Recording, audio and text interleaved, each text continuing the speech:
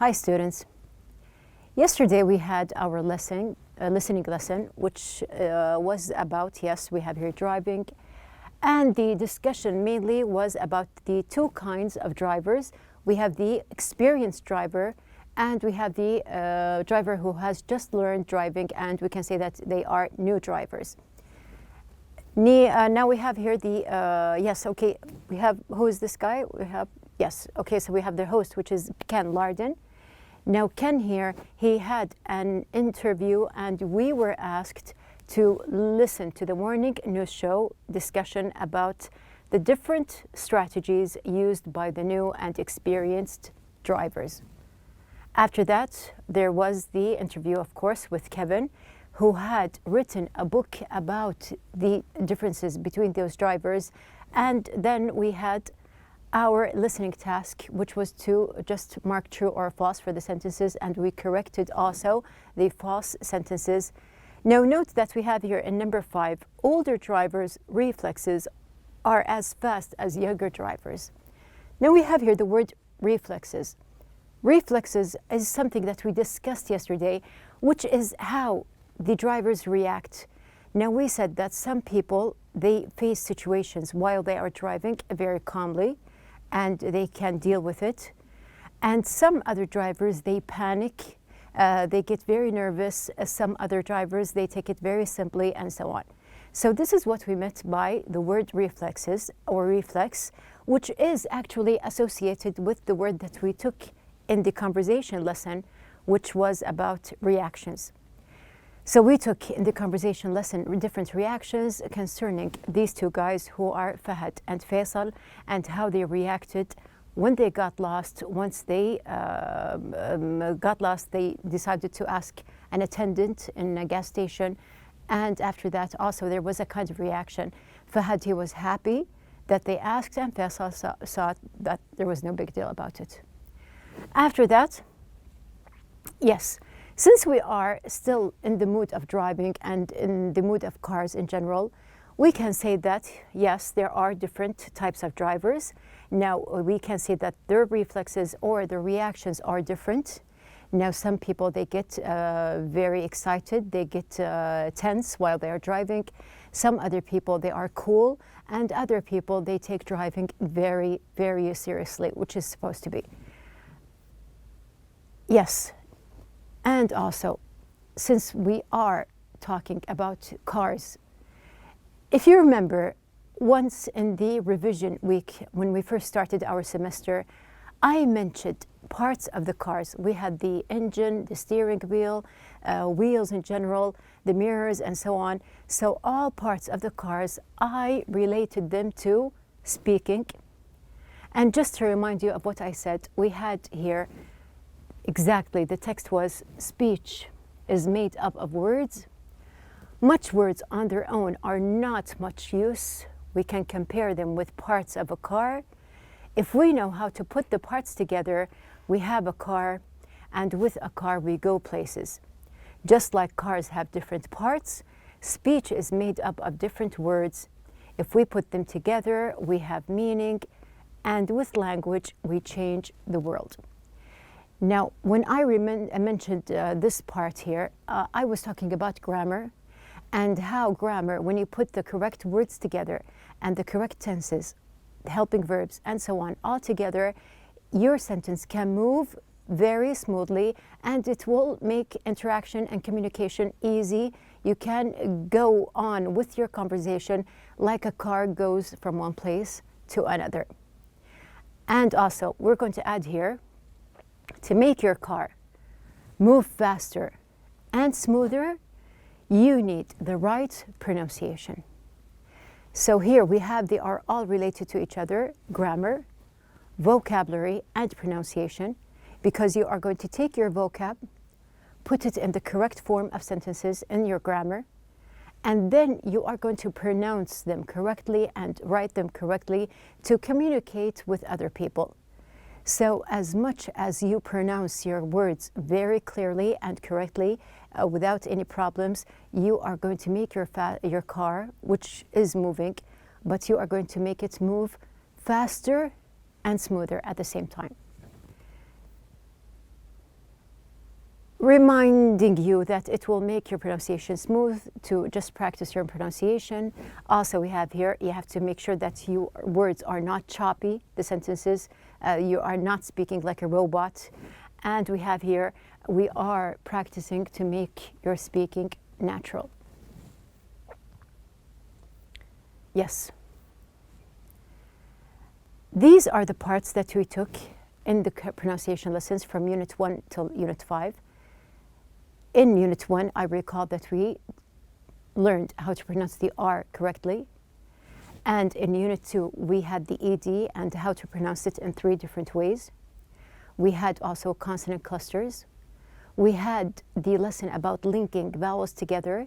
And in Unit 5, we had 2 and how to pronounce it and just link it and make it, combine it with the sentence that you are pronouncing. And we have here left the last part, which you are going to take now in Unit 6. But put in mind that I am mentioning all the parts that we took in the pronunciation because you can apply them all together at the same time. They are not different topics. They are not different strategies in writing. They are ways how to pronounce and how to link and combine your words all together. So just put in mind that you are taking what you have learned and you are applying more to it at the same time. So we are going to move on with our lesson, like this boy here. And you can see that this boy, he is on a skating board or he is using skates. There is also another kind of board here. Now, the similarity between the two kinds of skating here or the boards, that they all need balance. They need balance to keep okay, and you can move okay with your his skating or his moving abilities. It's the same thing that we have here in speaking. Now we have here a balancing board, which is very close to what we have here. Now the balancing board here, it is something that just goes high and then goes back low again. So it rises and falls at the same time. Now we have here, you're speaking. When you are speaking, you should have the tone in your voice that also rises and falls. You are going to go high in your tone and you are going to go low also at the same time. Now this is something that will make your speaking be more acceptable and you will be able to interact more and to communicate more. So we have here in this sentence, the more rising and falling you have in your speaking, the more you can do with your communication in the English language. So you are learning how to make your pronunciation clear and you can just add your tones at the same time so you can communicate more in your language. Okay, let's take an example. We have here, what is the difference between the two marks? We have here the question mark and the exclamation mark. Let's just have, yes, what happens if you join them together? We're going to see. Yes, let's just have this small phrase we have here right now.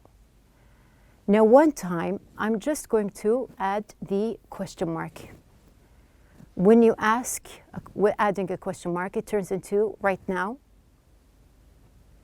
If I take out the question mark and just add the exclamation mark, right now, it's not a question. And I can add them both together at the same time, right now. So here you can see that there are different tones. Right now, right now, right now.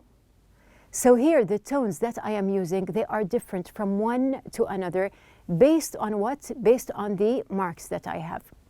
Now it's the same thing that we are going to do, and this is what we call the intonation, which is the tones that we are using. Now what is intonation? Intonation describes how the voice rises and falls in speech. There are main patterns of intonation in English, including falling intonation and rising intonation. Starting.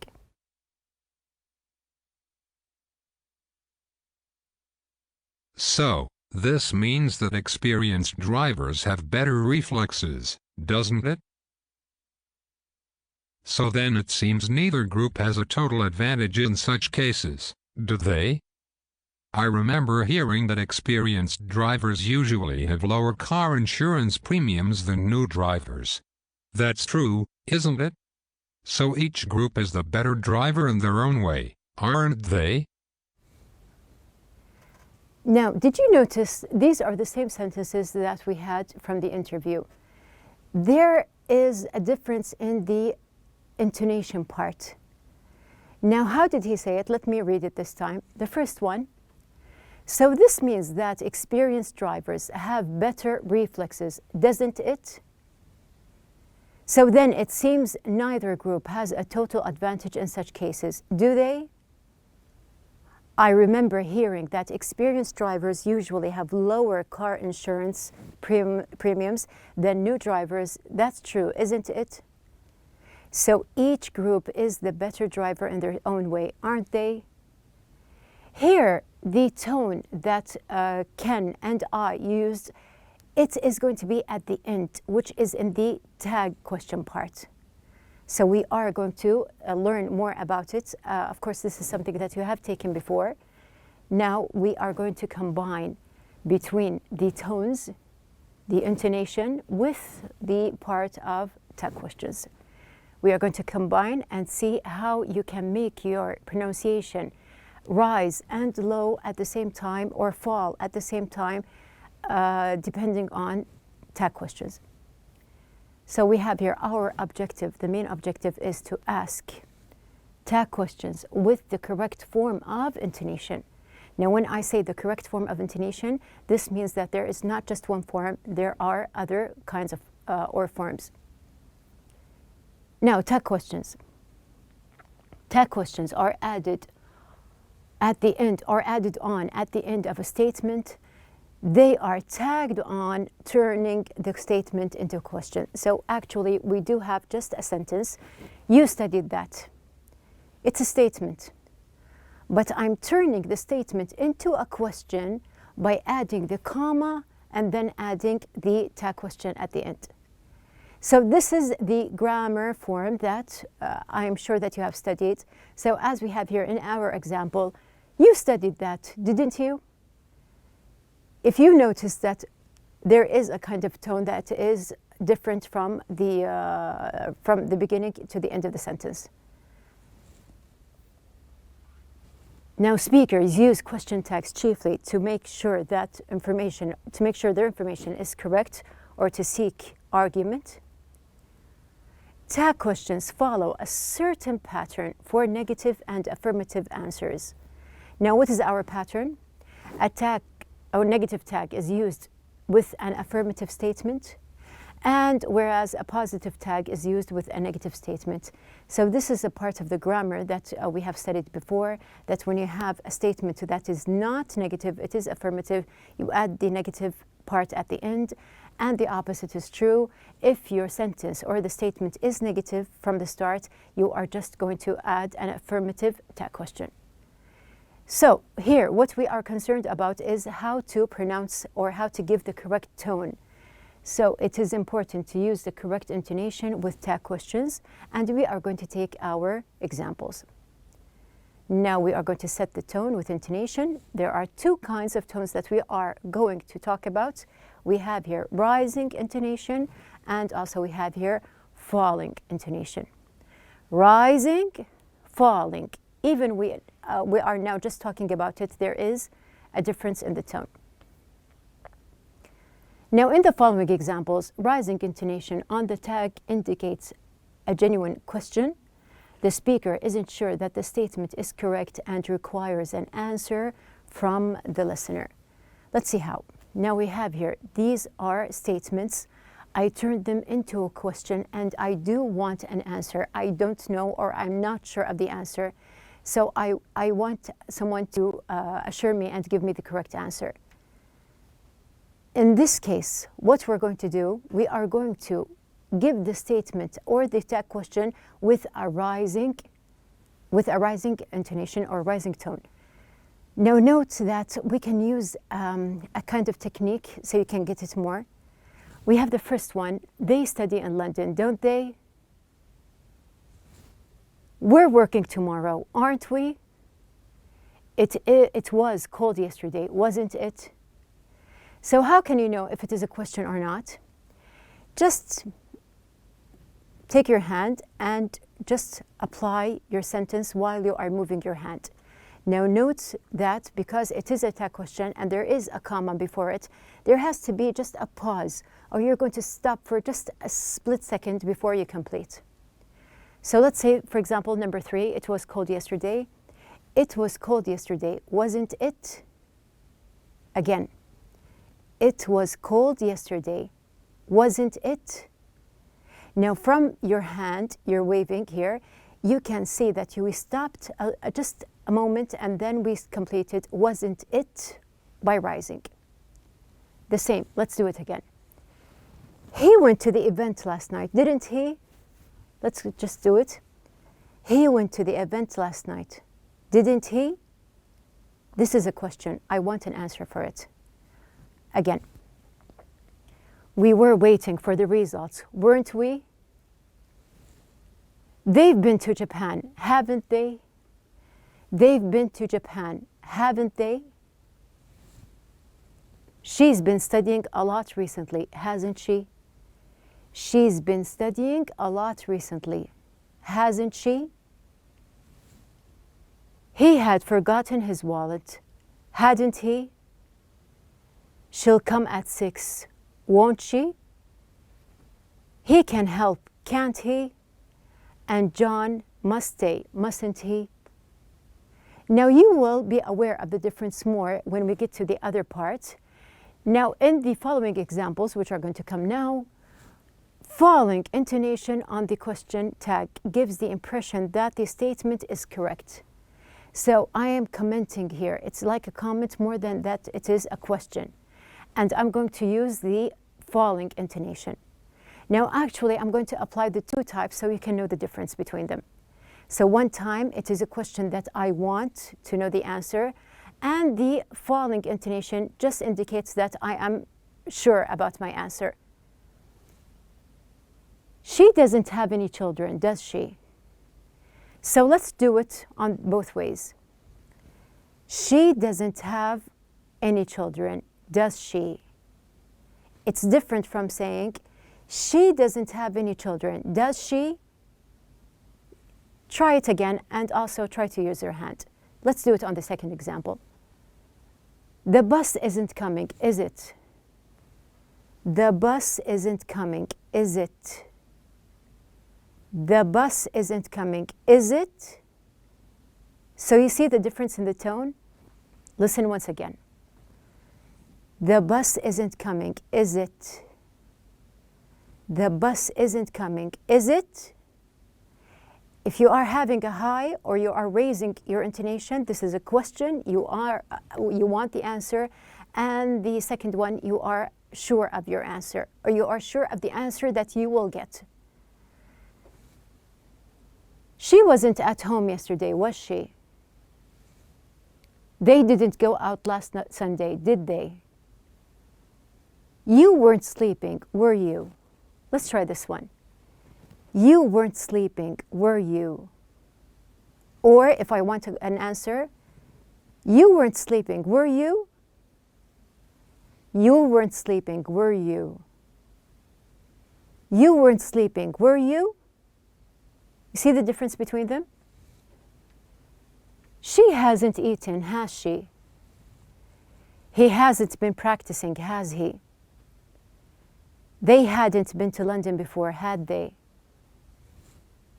You haven't slept, have you? They won't be late, will they? She can't speak Arabic, can she? One last time. She can't speak Arabic, can she? She can't speak Arabic, can she? Question, and the other time, which is the lower or the falling intonation, I know the answer.